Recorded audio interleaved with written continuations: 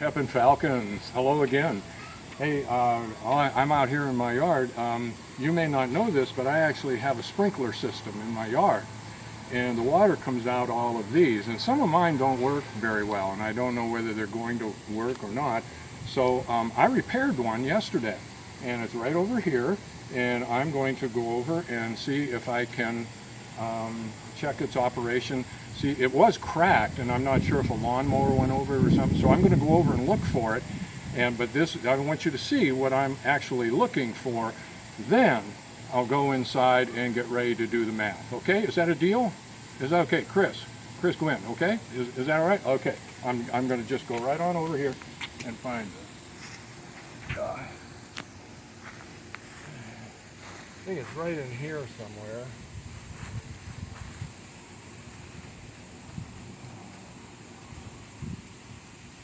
I know it was broken, and then I replaced the thing. Ooh, that kind of felt like it there. Okay, well, I can't see it. I'll get rid of my sunglasses. All right, so it's got to be right in here somewhere. Got a couple of spots. Stay with me, kids. Stay with me. I'm almost there. I'm almost there. It's here somewhere. I'll find it. I'll find it. It's right here. Somewhere. I'll find it. I don't know where it is, but whoa! Whoa! Jeez. Whoa! I better work on that one again. Holy cow!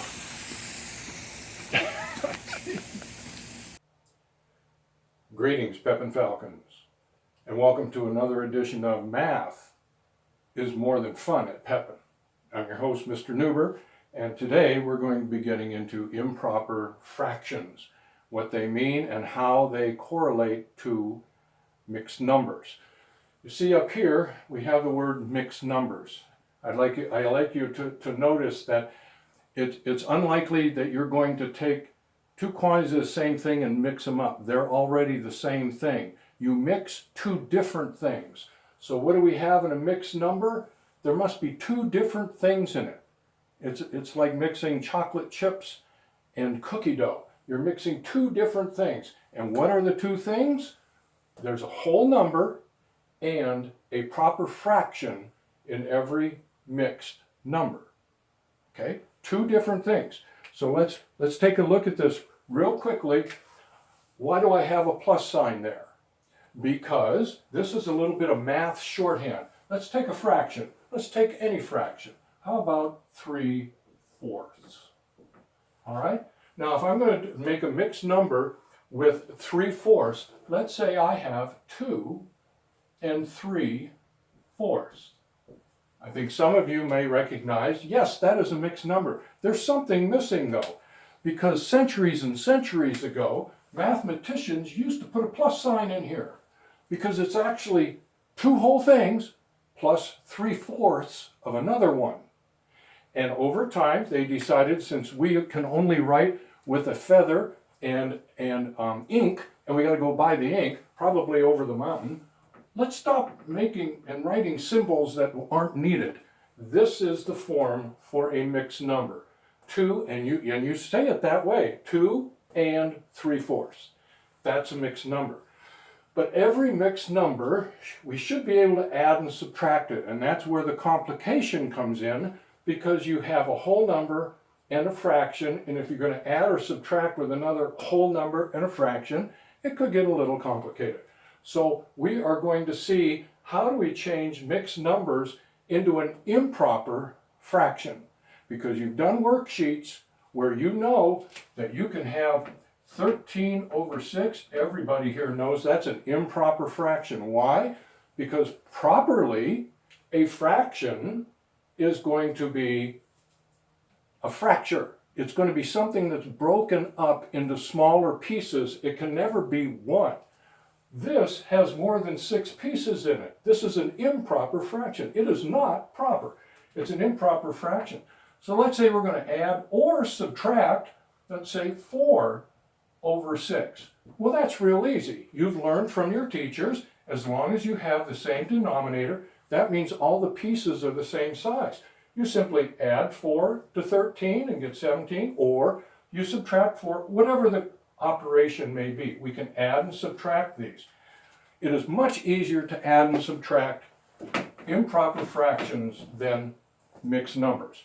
So how do we get this mixed number out of an improper fraction and vice versa? Well, here's what we're going to do. We're going to have a pizza party. And Mr. Newber is going to bring in the pizza. Here we go. And we have this one, and we have this one. All right, and then we're going to have this pizza right here. Now, I hope you can see that Mr. Newber actually brought 5 pizzas in. All right, I brought 5 pizzas in. So you look at these boxes over here, and here is number 1, number 2, number 3, number 4. But what was the one on the top? It's this one that I opened up. And here's all the pepperoni on it, okay? So here's all the pepperoni, and that's on the pizza, okay? How big is that pizza? Well, you've learned to treat your denominator with respect and count 1, 2, 3, 4, 5, 6, 7, 8. Oh, good, all right. There's 8 pieces in a full pizza, one whole pizza, okay? I haven't taken any of that out yet. This is in the top right here. This is actually the 5th pizza that I'm bringing to the party. I have 4 of them over here and 1 of them here, okay? So how many, if they were all made at the same pizza, remember math is perfect. They're made at the same pizza parlor. They're cut by the same, every one of these are exactly the same. Every one of them have 8 exact perfect pieces in. How many pieces do we have? Well, first of all, we count these. How many pieces of pizza is in this? Well, it has to be the same as this one. There's 8 slices of pizza in that one, 8 in this one, 8 in this one, and 8 in this one. So if we wanted to count slices, and you know we will, we're going to add these slices in here, and we haven't even opened the box yet. But we know because pizza is perfect in math class, there's 8 slices in every one of those boxes. So let's say Mr. Newber actually delivered this pizza. Okay, so here's what's going to happen. There's not a slice there, and there won't be a slice here, and there won't be a slice here either, because, you know why? Yeah, because I went and picked them up at lunchtime. So there's no pizza here, there's no pizza in here, and there's no pizza here. All right, so how much pizza do we have in here? Well, let's count them. There's the pepperoni. 1, 2, 3, 4, 5. We have 5 slices of pizza in that pizza. But that's not all that we have at the pizza party. We have all of these too. So how do we come up with an improper fraction for this? Well, first let's do the mixed number. So the mixed number is how many whole things do we have? The number of whole things is 4. We have 4 boxes with a pizza in each one. And what is left in the 5th box, this one right here, 4 and 5/8. Now I hope you can see in this illustration what I was referring to here with the plus sign. We have 4 and 5/8 of a pizza. If the rest of the class eats this whole thing and you're late coming to class and there's only the 5 pizzas left, you're going to be glad you had the 5/8. This is a mixed number. How do we change that back into an improper fraction so you can add and subtract? Well, we go over here. You said there's 8 in that one, and 8 in the second one, and 8 in the third one, and 8 in the 4th one. Well, if you have a calculator, or if you know your times tables, you can simply see there's 4 pizzas, and there's 8 slices in each one. That's 32. If you want to go ahead and add those up, you can do that. That's also 32. You can take my word for it. So is that all the pizza we have for our pizza party? No, because while I was eating this, on the way over to deliver it, I ate 3 slices, but I left 5 slices in there. All right? So that's another 5 slices. So we have 32 plus 5. That's how many slices of pizza we have. What's the denominator? Well, if you were paying attention last week, you know that the denominator doesn't change. These slices in here are exactly the same size as that, so they can all go over 8, and the improper fraction for this is simply 37 over 8. All right? This is going to be much easier to add and subtract. We're going to add and subtract. If you have a mixed number, it's going to be much easier for you to convert that mixed number to this. And what you simply do is multiply the number of whole pizzas times the number of slices. That's the 32.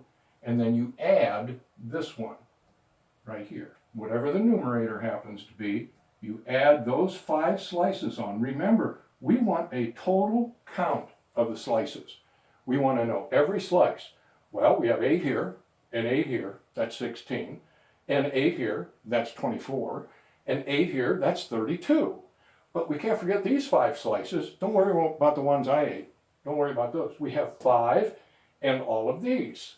5 and all of these. 32 and 5 is 37. The size of the slice, or the common denominator right here, is 8. And that's how we came up with 37 over 8. Now we can add, subtract a proper, even an improper fraction with that, and it's going to be easy. Let's say Julian walks in and he takes 2 slices of pizza.